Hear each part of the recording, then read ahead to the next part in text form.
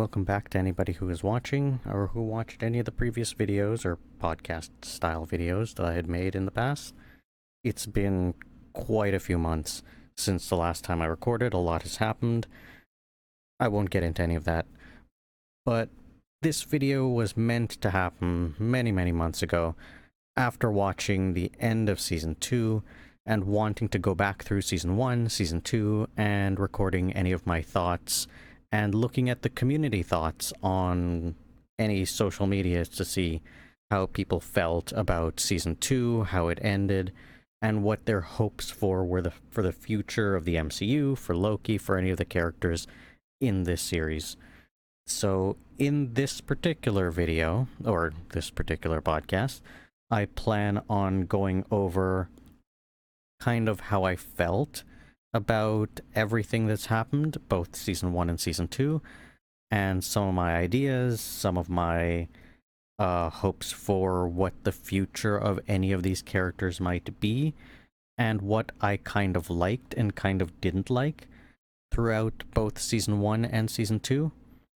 And I'll also go over some things that I may have seen in social media, in various communities, not necessarily reading directly from whatever ideas I've seen, but kind of stuff that I had remembered seeing back when I had looked at everything, and giving my thoughts on those things as well.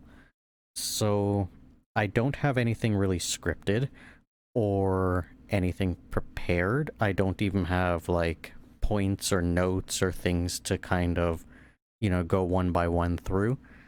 It's just kind of going to be me, I don't know, prattling on about whatever my thoughts had been and currently are about everything Loki related and also MCU related.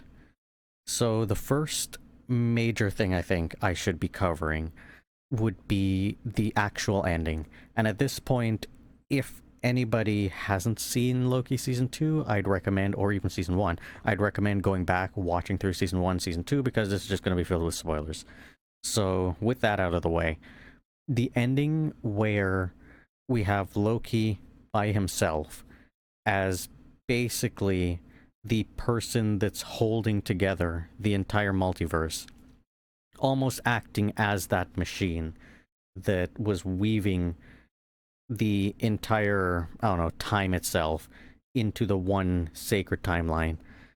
Because Loki and Sylvie and everybody else at the TVA that was working with them wanted all realities to be free, and because that machine broke and everything was just ending up in chaos and everything would be destroyed if nobody was there or if no machine was there, we have Loki taking the place of quite literally that machine, or some type of machine, in order to hold everything together, quite physically holding everything together. And it looked super cool. It looked like part of his cape kind of merged in with everything, but you also have his hands like holding literally timelines together, the entire multiverse together. And then you're just sitting there on the only remaining piece of He Who Remains castle, the little throne area, or a chair type throne thing, and then he's just sitting there by himself, kind of holding everything together. And I also assume, even though I'm not sure if this is confirmed in any way, it looks like he also has the ability to watch over everything as well. I wouldn't be surprised if he also has that ability. And you can kind of see his like green magic kind of going through the timelines, the universes, everything that he's holding on to. So it does look like he's like connected into it, and he's influencing it or has governance over it in some way. But seeing as how his character had developed from the very beginning when we were introduced to him back in the first movie all the way to now, it does seem, and I mean, the majority of his character development happened during Loki Season 1 and Season 2.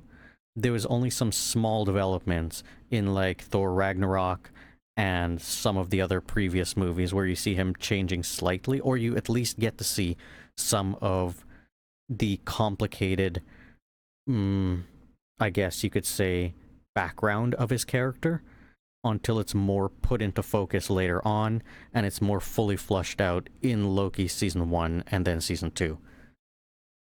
So having his character in that position when that episode had happened, the final episode, in my mind, it was almost like he did get everything he kind of always wanted, in a way, where he wanted power, he wanted control over everything, and when Mobius continued to ask him in season 1, you know, you become the ruler of maybe like a country or the earth or something like that, then what? You become the ruler of the 9 realms, then what?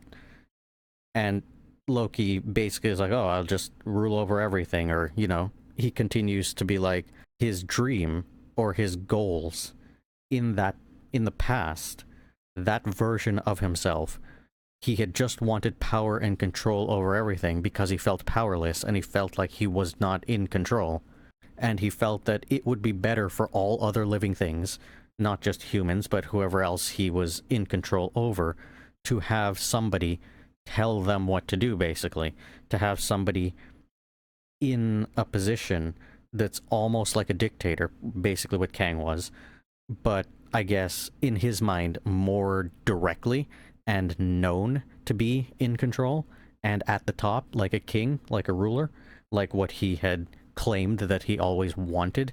So after letting go of all of that, dealing with some of his trauma, dealing with the reason why he had wanted all of these things and the reason why he had turned out the way he did, I guess, the way he had used his power for what is basically evil, and how he dealt with being that person and why he was that person, and he was able to recover and realize that what he truly wanted was to basically have a purpose, to basically, well, he was always looking for his glorious purpose, but he wanted to find like a true purpose, something that he could do or fulfill. And throughout the story in Loki season 1 and 2, and even a little bit in Thor Ragnarok, it became less about finding that glorious purpose and more about helping people and being the type of person he can look at and believe he's good and doing the right thing and making decisions in such a way that the people he cares about are happy and okay. And I think that is a beautiful way of doing Loki season 1 and 2 and his character, and progressing his character throughout those series. I'll get into this a little bit later, but him being alone in the end is an important point, which I'll come back to. But the point I'm trying to go towards is, with him in that position now, I don't believe he's a type of character, other than to ensure beings like Kang and Kang himself can't do what they had done. I don't think he is putting any more influence or changing anything about timelines or all the multiverse in any way. The only thing I think he might be doing is, number one, ensuring that Kang or Kang-like beings aren't destroying or interfering with realities, if he's even capable of doing something like that. Because I don't know how capable he is of governing and quite literally micromanaging all possible realities to ensure that one individual, a Kang, or Kang-like beings, aren't able to do what they had done before, raise to power, find an Alioth, and manage to defeat all the other Kangs, or just manage to get to a place where they can force everything into one sacred timeline.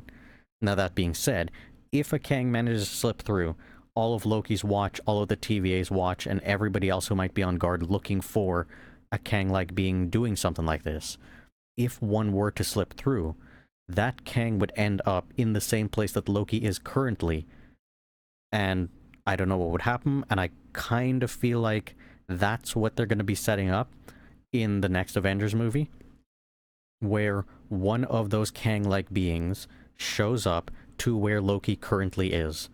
And with Loki holding on to everything, ensuring that, chaos doesn't spread and timelines don't get destroyed, he won't physically be able to fight a being that shows up there. And he'd rely on other people, the Avengers, to be able to stop Kang, since he wouldn't physically be able to fight because he has to hold everything together. So that's kind of what I foresee and predict for the next Avengers movie, assuming they're going along with this Kang timeline stuff. And I haven't looked into Deadpool, and I know the TVA and some of the characters might show up in Deadpool, and I know that there's been talks about the next Avengers movie and Loki being confirmed for that movie, and I think probably Mobius being confirmed. I don't know if Sylvie's confirmed, I don't know if Obi's confirmed, I don't know if B-15 or any of the other characters are confirmed, but at the very least, it would make complete sense if they continue with the Kang timeline or anything to do with the multiverse. It all started with Loki and Loki Season 1. It should all end with Loki. And all of the characters within Loki, or at least the main characters that we were focused on so far, they should all have their proper endings. And I hope that none of them end up getting killed. And I also hope that Loki isn't stuck at that place at the end alone, having to, like, just live as a, I don't know, basically a machine just holding everything together. He can't do anything. To be fair, I don't know if he needs to eat, I don't know if he needs to sleep, I don't know if he needs, like, anything else, or if being hooked in the way he is just maintaining him. But in my mind as well, it doesn't really make sense for a being to need to exist there. So, but I'll get back to that later. What I foresee happening, and what I foresee being the main conflict, would be either the Kang from the quantum realm, since that particular Kang, though it was hinted at in Loki Season 2 that they had a blip of that Kang, but I'm thinking that certain Kangs would be in places where either Loki or both Loki and the TVA wouldn't be able to view them, or view their actions, or see that they're plotting something. And even if Loki, and I don't know that he is, and I don't know if his powers work this way, and I don't know if he's, like, physically or mentally strong enough to be able to handle that, because it's almost like, oh, you'd have to be like a quantum computer or something like that to be able to keep track of, like, infinite realities.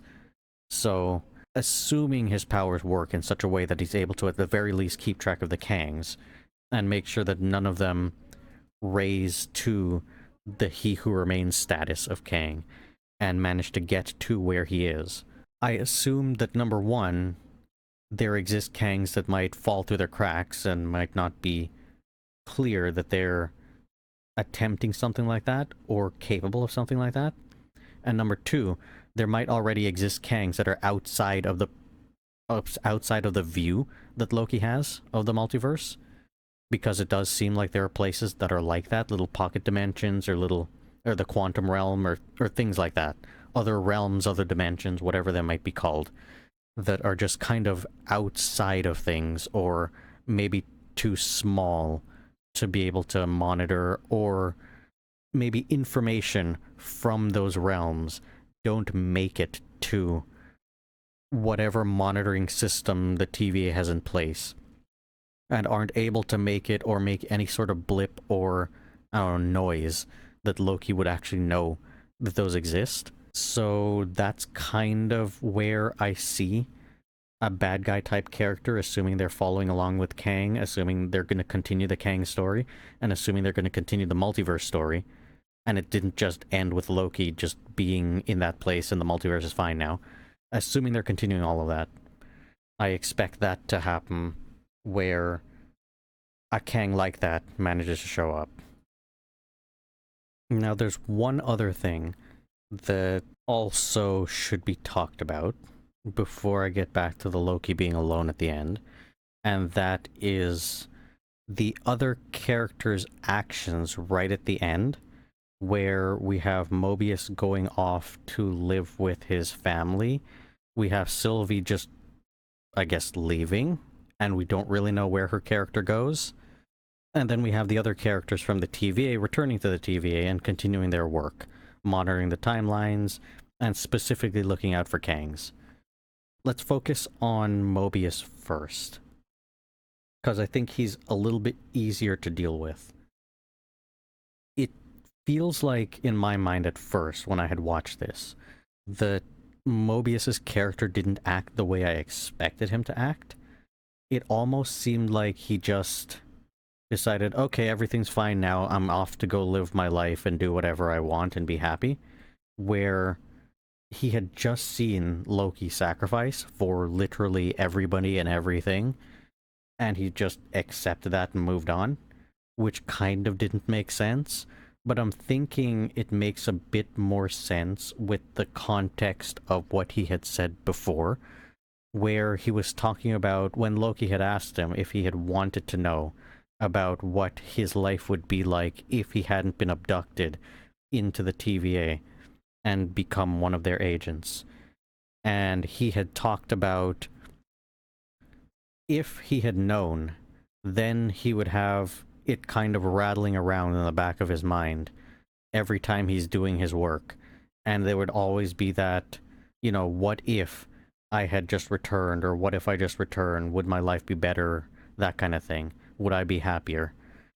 And I think that's the exact scenario we're seeing play out at the end with Mobius and his decision. He got a taste and a feel of what it was like to live that life. And even though he knows his entire role in the TVA and all of the stuff that's supposed to happen, he still has the memories of that Mobius. And if he had chose to stay with the TVA, that stuff would be rattling around in the back of his mind constantly. But I also think the choice of going back to live with his kids, that choice will have the Loki situation rattling around in the back of his mind as well. The TVA, everything that's happening with them, and Loki's sacrifice will continue to rattle around in the back of his mind until he decides, you know what, I'm not really done with the TVA until I right this final wrong. Until I go back and ensure that Loki is okay and that everything is fine, I don't think I could come back and continue living my life as normal with the knowledge of everything that happened. So I think that's the scenario we'll see play out in the future. At least I hope that's the case, and not just the Mobius character is done with and everything's fine. So I expect to see him come back, because I expect that something will be bothering him. And the fact that he just left Loki there, and Loki is not in the most ideal situation, being stuck at the end of time, or wherever he is outside of time, basically, outside of the multiverse itself, kind of holding everything together by himself, sacrificing his own happiness, his own freedom, and everything else just to make sure everybody else has that. Has freedom, has a life, has the ability to live. I don't think that Mobius will be able to accept that he left things that way. And he'll have to go back, and he'll have to make sure that Loki also gets a chance to have that freedom. So that's what I foresee for his character in any future, either a Loki Season 3, or that'll play out in an Avengers movie or some other film. Next I want to hop to Obi, and I think that for his character, we got a nice taste of how his character kind of is in Loki Season 2. He wasn't in Loki Season 1. And I kind of think he's the type of character who also won't leave this alone, where he would see that there's something wrong here, and Loki shouldn't be stuck at the end there kind of governing over or holding together everything. Obi's type of character, I kind of see him being the type that would go back to his research and try to figure out a way to either take the machine and expand it in such a way that it'll be able to handle a multiverse, or try to go back and figure out what had existed before Kang existed. Before there existed a Kang, what was allowing the multiverse to exist the way it had? Before Kang constrains it through this machine into the one sacred timeline, what had existed back then? What was allowing the multiverse to just be free? Was there some being there? I doubt it. Was there some machine there? I also doubt that. I think that Kang changed things in such a way that if that machine were destroyed, the multiverse wouldn't be able to exist. Therefore, you have either destroy everything or have this machine exist and the one sacred timeline exist. Loki found a third way, putting himself in that place. So that is a third option, but I have a feeling there existed something else before Kang had changed things, where you didn't need a Loki type character, you didn't need, you know, any type of machine. It just existed as a multiverse. And I have a feeling that Obi will be the one to figure that out, or to find out what was there before, and work on putting that back in place. But it can't be put back in place until we deal with a Kang situation. So once Kang is defeated, like properly defeated, or dealt with, and you can ensure that a Kang or other type of Kang beings won't get back to that place in order to force everything into the one sacred timeline again, then you could put in place the proper solution, having the multiverse be free, but not having Loki be stuck there, and maybe not even having Machine be in place there. Because technically, if you have a machine in place, you could always have somebody show up, find this machine, and then change it. So maybe it's like some sort of Yggdrasil tree type thing, like how Loki represented that tree, and he's kind of filling the place. He kind of looked like a tree when he grabbed everything and sat on a throne, but having an actual tree in place there, like Groot, everybody was believing that Groot is actually that tree, and maybe that is Groot's future, but I don't like that idea either, because that's yet another living being who's going to have to be sacrificed to be put in place there. So, you know, there's that situation. I almost feel like a non-sentient but also living tree could be put in place and integrated into the multiverse, allowing it to just be free. And then we might see a flashback of the very first Kang who showed up there, the He Who Remains Kang, with his Alioth. He shows up there, he finds this, like, multiverse tree, and then he just chops it down or something like that, or he builds his machine around it and destroys the tree. And that machine then allowed him to constrain the multiverse into a singular timeline, into the one sacred timeline. And in doing so, the tree gets killed or destroyed, and the only solution would be putting a new tree in place. And that new tree is not Loki, and that new tree is not Groot. I'm just gonna say that plain and simple. That would be wrong and unfair. So that's kind of my prediction on how all of this could be solved. Loki can have his freedom, Groot won't be stuck there either, and everybody could have their freedom and their multiverse. Because again, there should have already existed something before Kang had changed things. Something before the very first Kang had ever showed up. Assuming all of this is a loop and Kang shows up, something happens, Kang gets killed, multiverse is free, Kang shows up, multiverse is constrained again, or whatever loop that might have been happening for eons in this reality. Something had to have existed before any Kang ever first came there. And that's what they need to return things to, and it's not back to that yet. Anyways, all of that stuff aside, I expect Obi and the rest of the TVA to be working towards that while simultaneously keeping an eye on all timelines to ensure that everything's free and Kangs don't rise up again.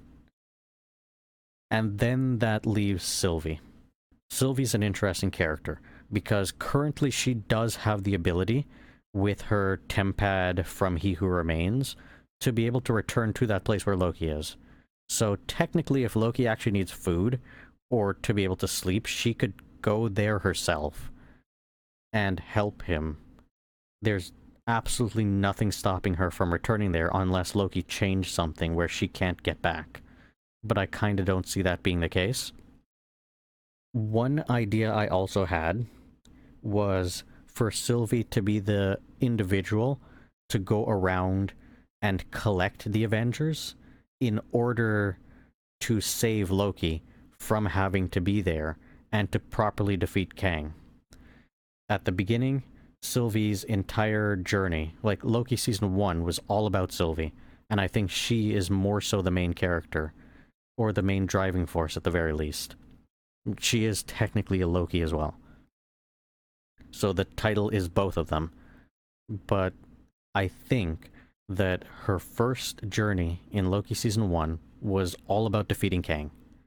In Loki Season 2, her entire journey was figuring out what her purpose was. Whereas in Loki Season 1, Loki's entire purpose and journey was to figure out what his purpose was, what his glorious purpose was meant to be. Where she believed, or Sylvie believed, she already had her purpose set in place, and that sole purpose was defeating the TVA and defeating Kang. And whoever was at the top of the TVA, because she didn't know Kang existed. And Loki's was to find his purpose. Then in Season 2, Loki has his purpose, and is, like, from episode 1, is, like, hell-bent on serving his purpose, on fixing everything, and ensuring that everybody's free and happy, especially Sylvie. And Sylvie's whole thing was now finding a purpose. And she believed that, you know, living a normal life, trying to figure out what normal even means anymore, finding a job, finding a place to live, etc. That was her purpose at that point.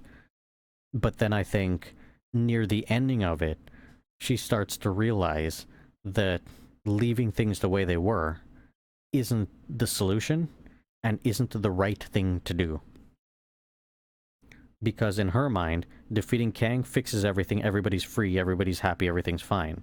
But in Loki's mind, the moment you do that, you have to maintain that freedom, you have to maintain that peace, you have to hold everything together to ensure that everybody keeps that freedom and that peace. You have to fight for it every single day. It's not enough to just free everybody and just leave it at that. So I think near the end, she starts to realize and see Loki's point of view on what he was trying to do and what he believed his purpose was after she fulfilled what she believed her purpose was. So the next stage would be fixing it all. Now that he is stuck and he's not able to continue or carry out the rest of that to be able to ensure that everybody's free forever, and to ensure that the multiverse is free forever and nothing like what happened to Sylvie or other timelines being pruned ever happens again, she needs to now continue.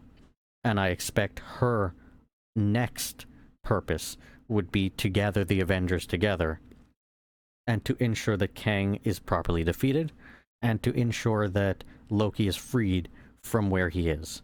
And I kind of foresee that being her next step, and the next step for her character. Until she is free, the multiverse is free, Loki is free, and everybody can just decide what they want to do, how they want to live. That's kind of how I see their stories ending, and whether she decides to stay at the TVA, whether she decides to live a normal life, go back to Asgard, if one exists for her, go to Earth and just live, go to some other planet and just live, because technically neither of them are originally from Asgard. They're from the Ice Giant planet. Technically that's their home. They could technically return there and live there, but regardless of where they choose to return to and what they choose to do, they need to have an ending where they are free to choose and not have to be stuck somewhere. Not have to stay at the TVA, even though Loki may choose to do that, to have his purpose, to have a purpose.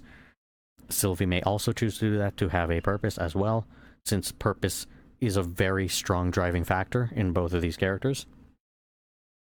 Mobius will very likely choose to go back to Earth and live a normal life with his family, because he served for who knows how many hundreds and hundreds of years, or even thousands of years, or even infinite years as a TVA agent. He's done the work. He can retire now. He can just go home and retire. Somebody like Obi, he seems to be happiest in the TVA, as far as I can tell, just doing his work. He did seem to like to write books. Maybe he might want to retire and go write books. I don't know. B-15, I don't know if she was necessarily happy in her previous life, if she'd rather return to the TVA full-time. But I mean, for all of the characters, for all of even the background characters in the TVA, having all of them be able to choose what they want to do, I think is important. And they can't really do that if they're stuck deciding between, if I leave this job, the fate of the entire universe or all multiverses could be in danger.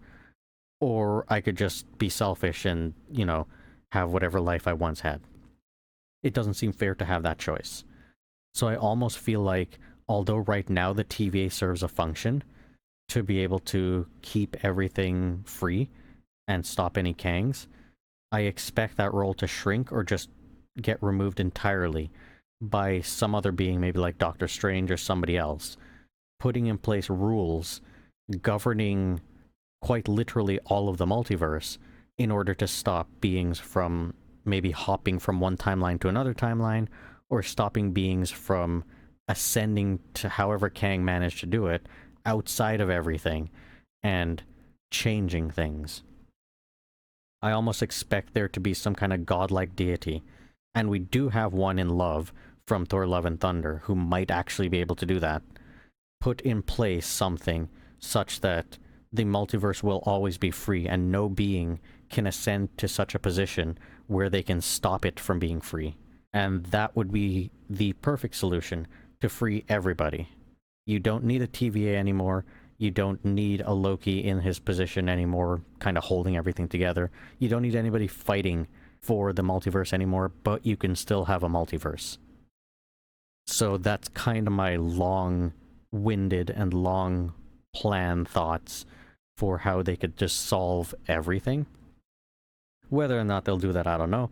Seems quite ambitious. Seems like a lot. And if you were to do something like that, it would be hard to introduce a multiverse level threat again while still having a multiverse, because at the end of the day, if the MCU still has a multiverse, you would still have multiverse level threats, or you would still want the freedom and the room to have multiverse level threats and have some sort of Avengers team or multiverse level Avengers team show up and deal with that threat. And of course, if they go back to the one sacred timeline, then you don't need that grandiose of a threat or a being. It would just need to be like an Earth level threat or a galaxy level threat or something like that, a universe level threat, something like that, to show up. And it would be kind of lesser, but at the same time, equivalently the same type of threat. But I don't see them going back to a one sacred timeline just for the freedom of the writers and Marvel itself to be able to write entire stories that take place in other universes that don't necessarily have to tie back to anything at all. You just have that freedom. And if you choose to tie together 2 stories, 2 movies, 2 shows, whatever, you can do that. And if you choose not to, you don't have to do that. You just have the freedom within a multiverse to be able to do anything you want. The comic books can be separate, the movies can be separate, the TV shows can be separate, your cartoons can be separate, or they could all be linked, or they could be both. And you could just have the freedom to do all of that with a multiverse. Without that, you don't have that freedom. So I completely foresee them keeping the multiverse past phase 5 into whatever future phases they might go into. I think I covered Sylvie fine, I hope.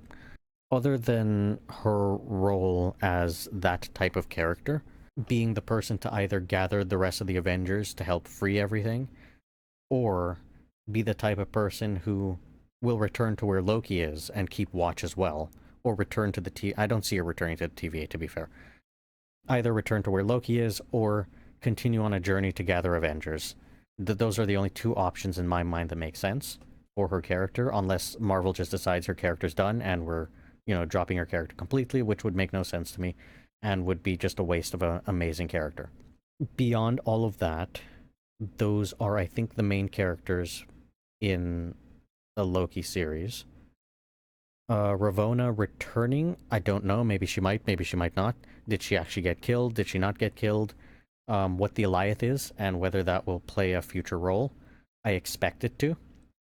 I had seen some people point out that the Alioth skull kind of looks like a canine-like skull or a wolf-like skull, being related to Fenrir, or being related to some other type of being in mythology.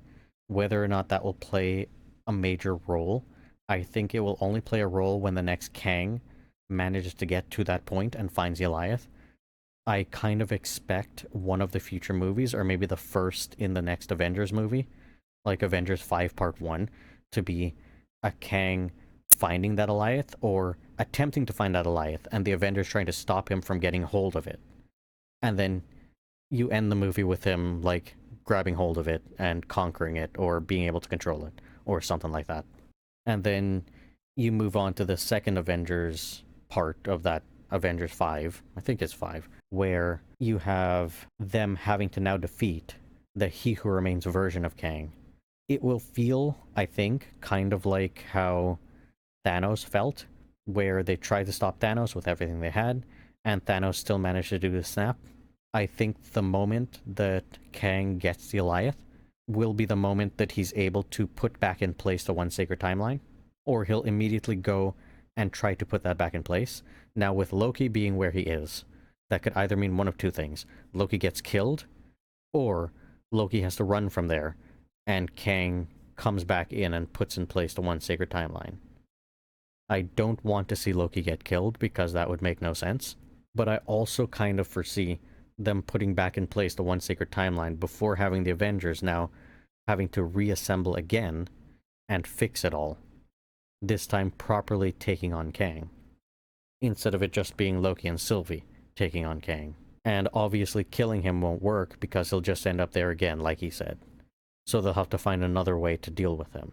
But I'm not entirely sure what the best, or at least what in my mind the best kind of storyline I could come up with for them doing something like this, for them to actually resolve the Kang situation while still having Kang succeed in some way, or fail in some way. I almost see it being something that I'm just not thinking of, something completely different. Maybe they're pulling something from the comics, which I haven't read. Maybe they're gonna come up with their own completely unique idea on how they want to play this out. But I do see it like being part 1 of the movie, or the first movie, if it's like a 2-movie thing. Kang seemingly succeeding, and then them having to defeat him, just like in Thanos. And then there being some sort of repercussion after that, but not the same way as Thanos repercussions. Repercussions in such a way that timelines are now all secure, and timelines are now all locked down, and nobody can hop from one to another. Nobody can ascend outside of a timeline and manipulate things. I kind of foresee it being that way.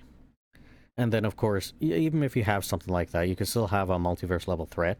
Some being who figures out a loophole, gets out of everything and manages to mess with stuff, and then somebody having to go and deal with that type of individual or type of entity. That would be fine. So it doesn't necessarily limit them if they go that route.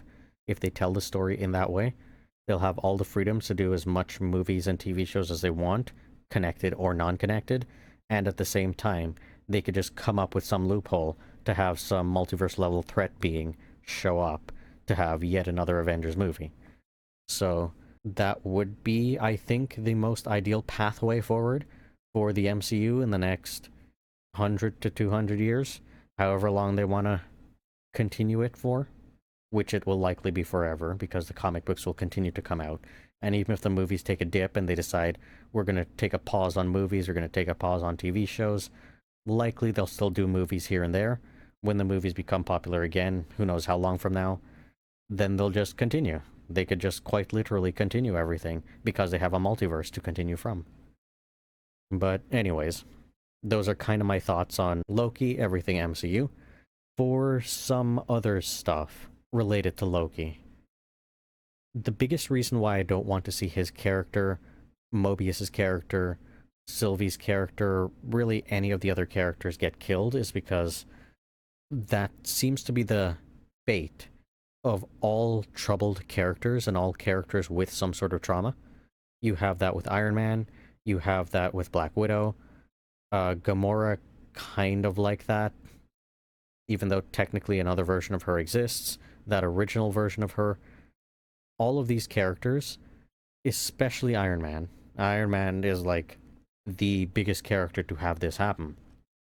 You have a character with a whole bunch of trauma and past trauma that they're trying to work through throughout all of the movies, and I kind of want to make a series on the Iron Man movies showcasing this, where throughout all of the movies you see how his character development changes, you see how he works past some of his trauma, you see how in the main Avengers movie he ends up with PTSD, basically, new trauma added to the past trauma that he had, and how the only way out for him in the most recent Avengers movie was for him to be killed. He sacrificed his life for everybody else, which I felt was wrong. Because in media in general, it almost seems like any type of troubled character or character with trauma or character that was considered a bad guy character or like an asshole character or something like that, even though they work through their trauma, work through everything that caused them to be that way, and become a better version of themselves, their only ending seems to be in media for them to sacrifice themselves or get killed. And you could see that with Loki as well, where he has basically sacrificed everything in order to make sure everybody else, quite literally everybody else in all of the multiverse, to be happy and to be free. And he has to lose his happiness and his freedom for that. Similarly, Iron Man has to lose his life in order for everybody to be happy and everybody to be free. It honestly is an overdone trope, I think, and it's not necessarily a good one to portray, especially since it makes it feel like anybody watching these movies who have to deal with this kind of trauma or who have had trauma to work through, it almost feels like the movie is showcasing that is their ultimate fate. The only way you could have some sort of resolution or have some sort of peace or have some sort of happiness is to sacrifice yourself and either die or lose everything, but be happy in the thought that everybody else is happy. And I think that's wrong. So I hope that Marvel moves past those kinds of tropes, and movies in general move past those kinds of tropes and showcase a happier ending or a more positive ending for people with those types of mental illnesses and with those kinds of past trauma. I think that is, for the most part, everything I had thought after the series is over, and some of this stuff might have been stuff that I had talked about during my watch through of season 2, and even probably during some of my watch through of season 1. I do hope that these characters get another chance to appear in either a movie or TV show and have proper conclusions. And by proper conclusions, I don't mean get killed. I don't mean sacrifice themselves, because that's just been overdone and overplayed. Sure, some characters can get killed. Some characters throughout all of the MCU, you have plenty of characters to choose from. But I don't want the characters that aren't able to find any sort of happiness because of past trauma or because of their mental illness to not have that, to get killed before they can get that, which keeps happening over and over and over again with all of the characters. And that's just wrong. That's not portraying something positive. That's not something positive to be portrayed as the only way out is death. That doesn't seem right. And there's plenty of shows that do that. There are plenty of entire like animes that are based around that, and that's an entire genre all on its own. But I don't feel like something like a superhero genre should necessarily always have that. Like, I mean, you had that with Superman having to sacrifice himself in one particular timeline. Superman always has to sacrifice himself. Batman always has to sacrifice himself. That just keeps happening over and over again. It's just an endless cycle of self-sacrifice for these particular characters with no pathway to happiness, no pathway to living a normal life. It almost seems like every instance of these characters existing, of superheroes existing in general, is one of no peace and no happiness in the end. And I really hope that gets changed. And similarly with Wanda, I also hope, Wanda and Vision, hopefully something happens such that it doesn't play out the same way in the comic books, and instead these characters find their happiness, and Wanda isn't constantly bombarded with terrible things happening to her every step she takes, that it just keeps happening, and I just hope it doesn't, and she finds that peace. And I don't know how to fix the Black Widow situation, since she was just straight up killed off. I don't know how to fix the original Gamora situation. I don't know how to fix the Tony situation without just fully reviving him or something like that. Part of me is like, for all of these characters, because they died the way that they did, I almost feel like they'd all end up in just Valhalla, because they might have been fighting alongside or on the same team as Thor, so they technically count as candidates to be allowed into Valhalla. I almost feel like if they do, I think it's already been confirmed that they're doing another Thor movie. I want to see original Loki that ended up getting killed by Thanos on the ship, for him to reunite with Thor in Valhalla when Thor has to go inevitably to Valhalla. I want to see him reunite with that original Loki. I want to see him meet the newest Loki in a future Avengers movie. I want to see him reunite with Tony in Valhalla, with Black Widow in Valhalla, with like all of them. They're just all there. And I also want to see him find a way to rescue them from that place. And I almost feel like that might happen in order to give these characters a proper ending, where he's forced in some way to have to go to Valhalla to do something. And in doing so, he finds a way to bring souls back or bring people back. Because it does seem like their bodies kind of disintegrate and turn into gold magic and just go to this other dimension. And they're not necessarily... It's a weird way to think about death, where you go with your body and your soul to this other place. So then it's almost like, can't you just bring your body and your soul back out? And maybe there are rules stopping you from doing that, but I assume there's going to be loopholes around all of that anyways, and I don't know enough about the mythology to know if something like that can happen, or if that's just not a possibility. Like, I'm thinking that maybe during Ragnarok, the souls in Valhalla are free to go to war one final time or something like that. I don't remember if that's actually a thing.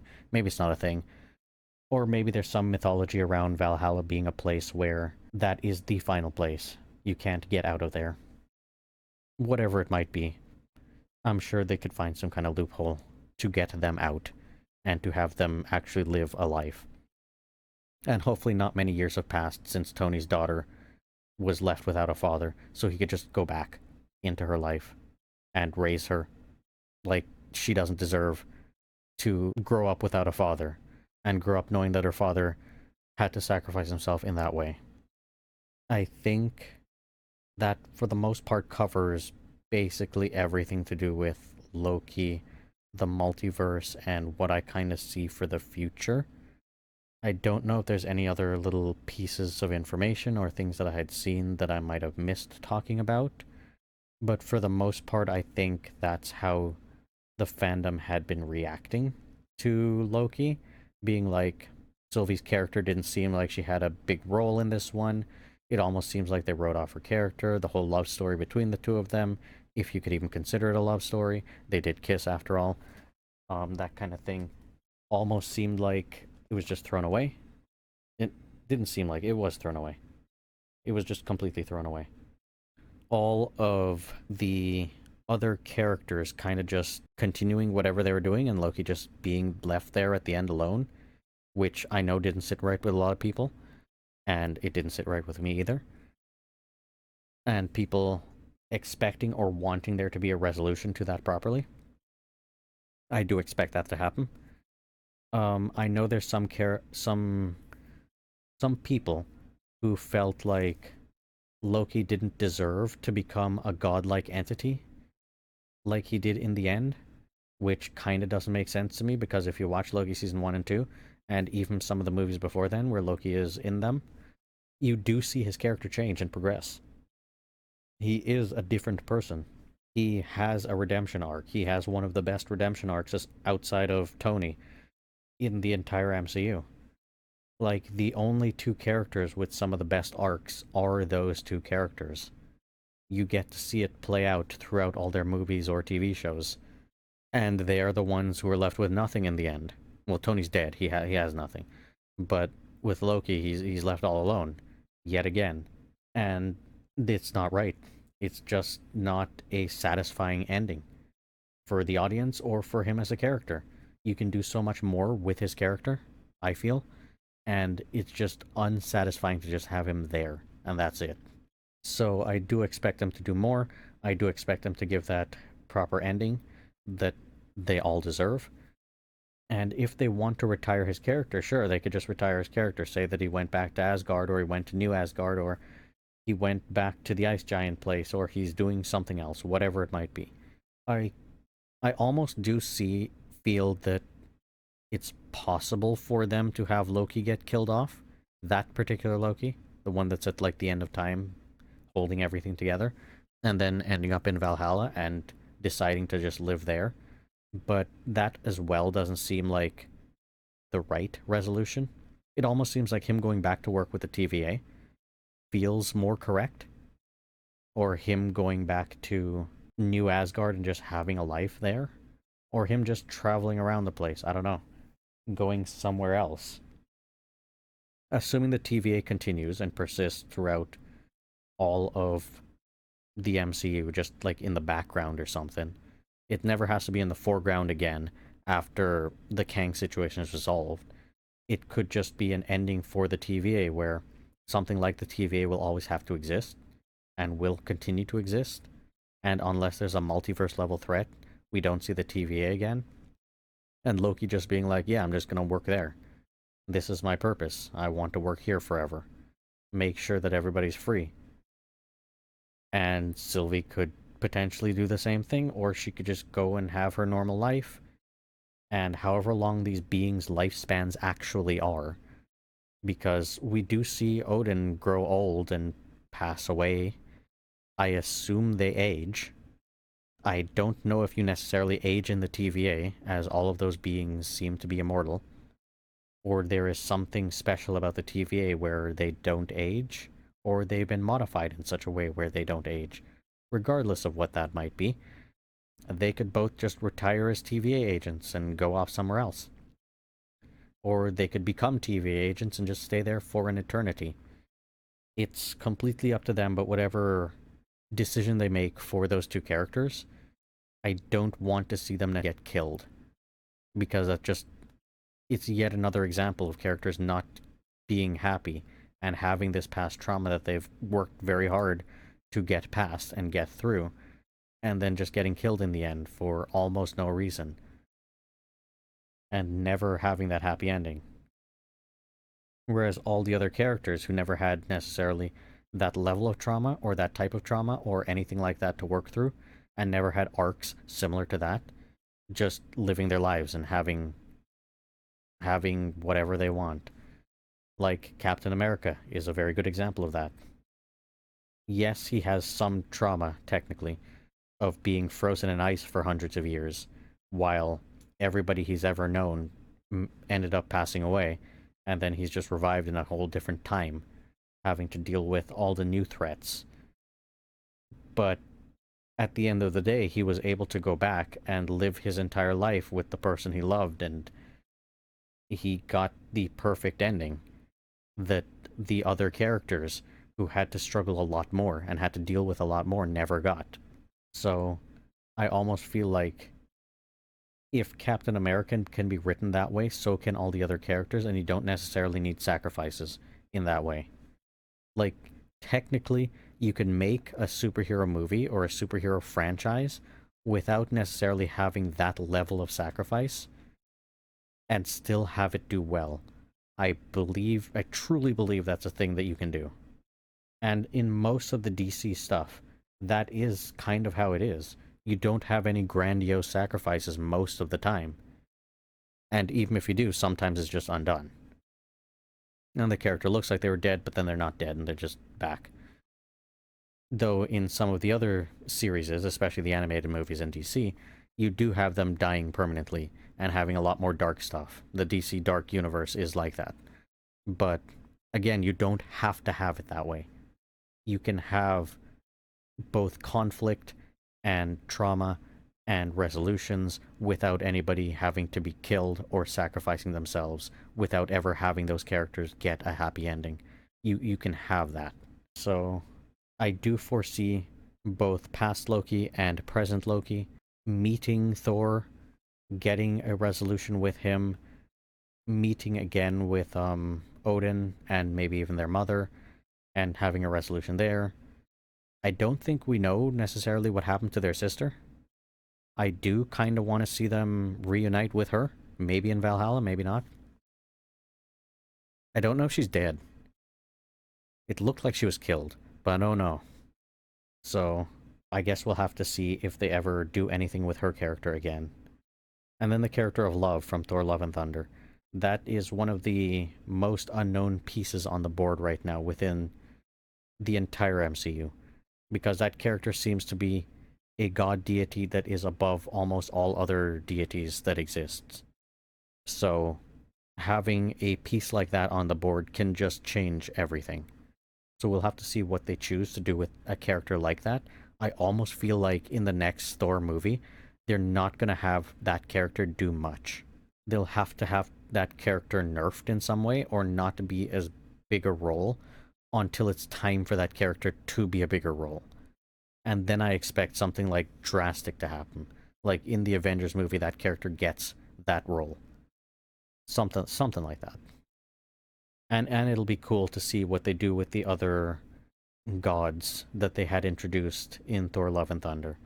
Because they do have an opportunity to use some of those other characters, like Hercules. It would be super cool to have that happen. To be fair, I almost see it being a Thor versus Hercules situation, and then a greater threat shows up, and they have to work together, and they form a kind of brotherhood. Something similar but different to how Thor and Loki formed, and then them going on an adventure and growing closer together, and then Thor having to go into Valhalla and get backup or get some information and figuring out how to defeat whatever enemy that they're both trying to defeat, and then they come back, they work together, they defeat this enemy. And then you have the credits, and then like during the mid-credit scenes, you have them back in the arena fighting one-on-one, resolving the situation that was left in Thor Love and Thunder, where Zeus wants Hercules to go fight Thor or kill Thor. You have that resolution, and then in the ring they get to spar, and then at the end of it, you see them being just, they just spar. They didn't try to kill each other, and then they're like brothers again or something like that, and they join forces. That I think would be a nice conclusion to that. And whether they choose to do more with the Thor character in the future, I don't know if necessarily the actor wants to continue. If he does, that would be cool. And they could play a lot more with the pantheon of gods that they have with his character and with the introduction of Hercules. Of course, if the actor wants to retire or doesn't want to continue, or the Marvel, whoever's in charge at that point, doesn't want to continue it, then you could also have a Hercules taking on the role of what Thor was and exploring the rest of the pantheon that they had built. Technically, I mean, the Guardians of the Galaxy can do that as well.